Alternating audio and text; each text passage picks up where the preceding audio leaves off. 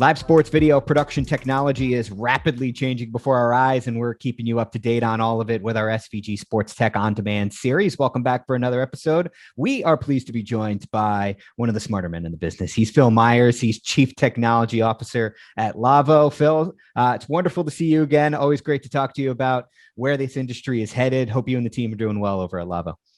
Hi, buddy. Yeah, we're doing great. Thank you.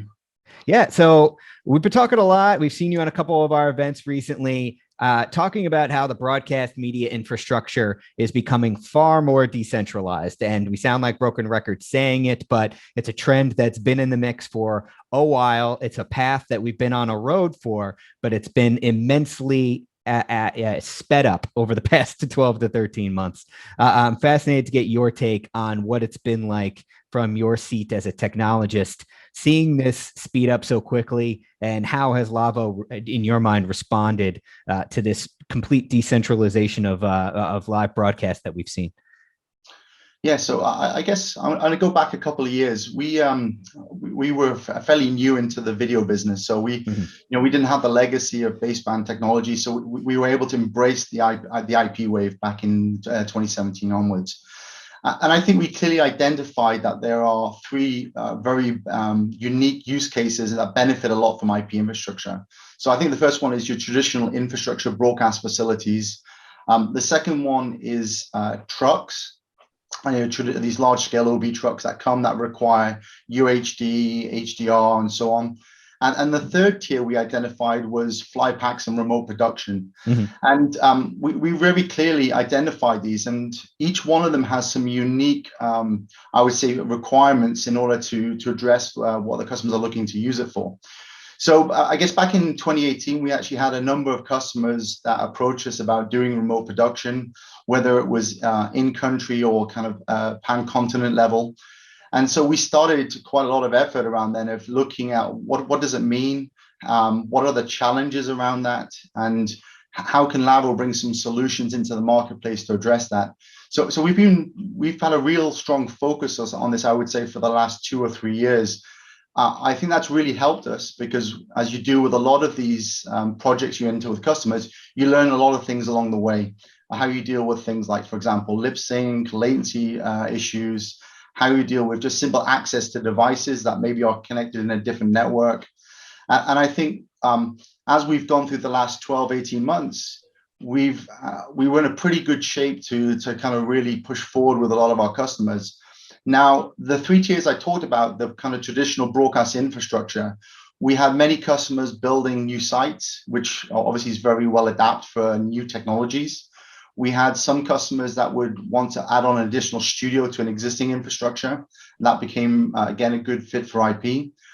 Trucks are always a good fit for IP because people always want to put more technology into a truck, and space is obviously very key to customers. And certainly with these large sporting events, you want to connect more than one truck together. So IP really becomes beneficial from that perspective. Yeah. But what we see with the kind of fly packs and the remote production is people take each one of those and they blend them together. So whether that's to connect a truck to an infrastructure, broadcast infrastructure, or whether that's to connect fly packs to the infrastructure or fly packs to the truck. And so it drives really 2 things that we see in the marketplace. One is what I call the centralized production, which is the hub model, where you really send the minimum amount of equipment to the venue and you backhaul all the signals. And what you've seen a lot in the last 12 months is the decentralized version, where you really take the technology to the edge and you allow people to work where they want to work. And I think what you're going to see moving forward is a blend of that, to be honest. But I think the biggest shift, I would say, in the last 12, 18 months is a lot of our customers we were speaking to had this on the radar. They just had to accelerate it very, very quickly. And I think for some customers, it was probably a little bit scary because they had a well-established infrastructure and workflow, and they had to really think about how they were going to evolve not only the technology, but also the impact on people, because it does have an impact on people and where they're located and familiarity with the technology that they have to then use to make the workflow still work. Right. Well, the big solution that you guys introduced that fits into this conversation perfectly is that platform of home. Not only does it check a lot of the boxes of what you've talked about in accomplishing everything you would want in a live remote production while everyone's decentralized, but there's that critical element of system security that's played into it as well that I know is really important to you and your company. How did home come together? How has it been watching it go out into the marketplace, and how do you feel it really answers a lot of the questions or the pain points that you've kind of addressed so far? Yeah, so I think there's a number of challenges with IP systems. The first one is you need a different skill set. So your traditional broadcast engineer is very good at looking at video, audio signals, timing issues. But when you start blending in some of the IT technology, you need additional skills to complement that. And so I think the reality is you end up with a blended engineering team moving forward. But really the challenge I gave the engineering team at Lawo was we should really make it easier for these teams to deploy the IP technology rather than say you have to retrain the entire industry to be able to use the technology. Maybe we should make the products easier. So back in 2018, when we started this project, there were some really very firm criteria given to the engineering team, which was, first of all, let's make IP easy. So let's take the technology, make it so that devices can enter a network very easily, they can be managed very easily, and they can also be secured. So that really the kind of basis of how do I onboard a camera, a production switcher, a gateway, a multi-viewer, an audio console without having to have someone with a high level of knowledge and expertise to be able to achieve that. And I think that was really important to us because there's two aspects from the customer side. There is the side where we build the project with the customer, which is the kind of the commissioning and the install. But there is a point where Lawo and all the vendors have to leave because they own the system and they have to be able to operate it and maintain it and support it. And so we really identified two aspects that we needed to be addressed. One is how quickly can I build an IP system? So from the moment that the boxes arrive and they're connected to the IP network, how quickly can you get signals moving around that IP fabric? How easy is it to add and remove devices from the network? How easy is it to avoid some simple things like reproduction of the same IP address? So to avoid any clashing of devices in the network. And then once the system is operational, is being used by the customer, what mechanism do we have in place to allow them to manage it themselves? So when there's updates or there's new features or functions that they want to add to the system, they don't necessarily have to call Lawo's support department to help them to achieve that. Mm-hmm. And so that was really, I think, the first challenge we gave the engineering team. The second one was to say, okay, there's a lot of different types of devices in the network. And so, as you know, we have a lot of audio-based products. And with an audio-based product, you have traditionally I/O, your stage boxes, connecting up mics, speakers, and such on. And you have processing, whether it's audio routing or whether it's DSP processing. And then typically you have consoles that have to connect into that infrastructure. So we very clearly identified from day one that, you know, we're building a distributed audio production system where processors can be anywhere, stage boxes can be anywhere. The processors can be split into multiple sections. So you can have up to 4 consoles on one processor. The processors need to do failover in the event that one of them would, or one of the slices would disappear, that you seamlessly fail over to the backup. And I think one of the challenges we saw in the industry is there's a lot of focus on, I would call it, certain endpoints, gateways, multi-viewers, servers, production switches, cameras. But there's a lot of what I would say human interactive devices like the consoles.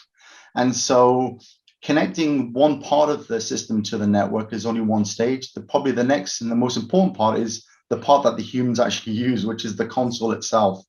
And so we focus quite a lot on making sure that when you come to a home UI, first of all, it's completely decluttered. So I have a product manager here at Lawo, which is entirely focused on user experience. And so we wanted to make sure that you could achieve things with the smallest amount of clicks. So, you know, setting up senders, configuring receivers, connecting devices to the network.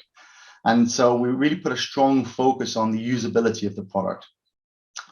And I guess then it evolved into, okay, what are the other building blocks that customers really need? So the next thing is really security. So I have all of these devices that connect into my network. In a traditional SDI facility, somebody could go and connect an SDI camera to an SDI router, but it would never take down the SDI router. And so we have to be very, very careful that in an IP domain, people can do things that could be disruptive to the network. Like I said, putting devices with the same IP address, putting devices with the same multicast addressing, or even just taking a cable upon itself and plugging it back itself into the network fabric. So one of the really strong criteria we put in home was around quarantine. So when devices enter the network, we establish whether we've seen them before. If they've not been seen before, they get immediately put into a quarantine state, and we bring down the ports. And this means that customers have really good ability to control their network fabric and what goes on and off that network. It also comes to the content aspect, which is these networks are getting bigger, and there's a lot of premium content that goes through these networks, whether it's UHD with HDR. And so what you also want to avoid is that somebody can connect a recording device to the network and just get really the high quality content straight into their system. And certainly where we have customers that are doing servicing multiple tenants, so like a multi-tenancy environment, they want to make sure that certain customers' devices don't enter into other customers' parts of the network and vice versa. And so we felt that one of the unique selling points for home would be really to focus very heavily on the security aspect. Yeah, really, really fascinating stuff. Some fantastic. I mean, the security is huge, often overlooked. That staffing issue that you discussed, I mean, that usability is, certainly going to make a lot of people happy. I mean, we talk constantly about how that shift to IP means the move to IT skill sets. And I feel like to ease that transition a little bit will definitely make people happy. Phil, real quickly before we let you go, live sports is starting to go back, at least here in the United States, somewhat back to where it was before. We're starting to see fans in stadiums and arenas again. Those numbers are going to continue to go up. Maybe these decentralized workflows lessen a bit, but you used a word that I think, or a couple of words that I think a lot of people would agree with: hybrid, blended. As we move into the future, I think a lot of people agree that these things are going to stay for the most part, but it might be in bits and pieces differently here and there. My question for you is, what are you keeping an eye on over the next 6 months that might give you an indication as to, okay, maybe this is now where we're taking it from here? What's a way that the industry is going to shake out that maybe you're keeping an eye on personally in the short-term future? Yeah, I mean, I think we made a very bold decision a few years ago, which was to introduce products which are reprogrammable and devices that are licensable for certain functions. And so what I see we will focus on really is adding more features and functions into these products to allow customers to leverage the workflow and the function they need for the job that they're doing. So as you can appreciate, with a lot of our customers, especially in the live sports, sometimes they're doing a smaller job and then they have to scale up. And I think with the technology we have, we allow them to change the functionality quite easily, and we allow them also to scale up.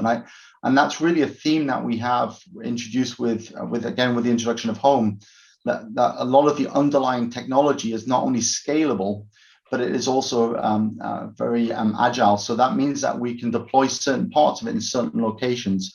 And so you get all of the resilience and high availability, but actually you can put the function that you need exactly where you need to use it. And so I think the next logical step that we see in this space is networks get bigger, faster, better. I think that's just the curve that we'll ride. But I think there's a point where the devices are probably not really going to be able to benefit from the size of the pipe, because the devices themselves will become really, I guess, the bottleneck. But certainly when you talk about connecting infrastructure, 400 gig is a lot of bandwidth to be able to connect. And I think what we're going to see with customers is a real heavy shift to connecting devices together, how easy it is to connect devices, how easy it is to manage the devices, how easy is it for me to reprogram my devices for when I want to use them and in the mode that I want to use them. And I think that what you're going to also see is maybe even some partnerships with customers. I think where they want to collaborate and they want to connect systems together. And so what we've seen, I would say, in the last 2-3 years it's been very much islands. A customer will go and do an infrastructure. But I think now, as you have this maturity with the IP technology, you see even competing, I would say, OB truck companies embracing the IP technology. The next logical step will be to connect and to be able to provide content through the IP technology. And I think probably the biggest hurdle we see to that is security. Mm-hmm. And security is, it's a big thing for us. We think it's going to be a big challenge for a lot of manufacturers, even from the user interface perspective. So if you're accessing a user interface across the internet to the cloud, whether it's private cloud or public cloud, you're going to have to secure that interface, especially if it reaches directly into your facility.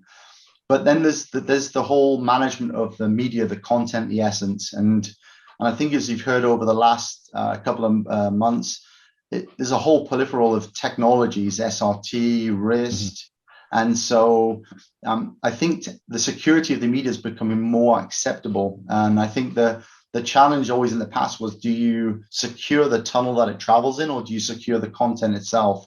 And I think that's always been the dilemma. And I think that the certain parts of the broadcast chain have been very key to, I would say, encrypt the content. But in a live production environment, maybe you don't want to encrypt the content. Maybe it's just the tunnel that you choose to transport the content. Gotcha. And so we're going to put a lot of effort in this space. Like I said, with Home, it's a platform. So we have a lot of ideas of applications, technologies we want to put into that platform.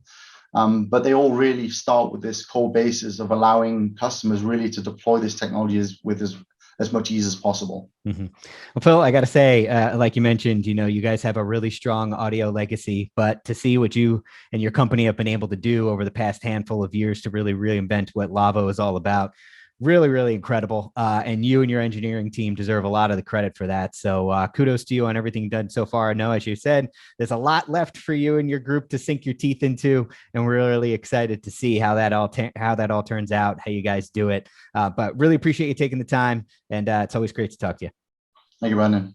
All right. He is Phil Myers. He is the Chief Technology Officer at Lawo. Learn more about them and watch more of this SVG Sports Tech On Demand video interview series right now over at our website, sportsvideo.org.